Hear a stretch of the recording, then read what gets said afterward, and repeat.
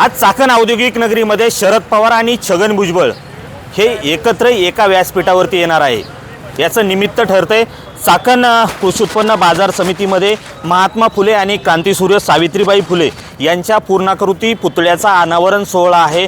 हा सोहळा चाकण बाजार समितीच्या या आवारात होणार आहे। या कार्यक्रमासाठी शरद पवार, छगन भुजबळ आणि या पत्रिकेमध्ये अजित पवारांचंही नाव आहे, त्यांनाही निमंत्रण देण्यात आले।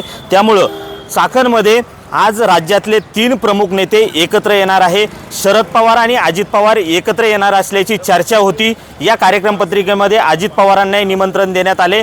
त्यामुळे छगन भुजबळ आणि शरद पवारांसोबत अजित पवारही या कार्यक्रमाला उपस्थित राहणार का हे पाहणं महत्त्वाचं ठरणार आहे। संध्याकाळी हा कार्यक्रम चाकण या ठिकाणी होतोय।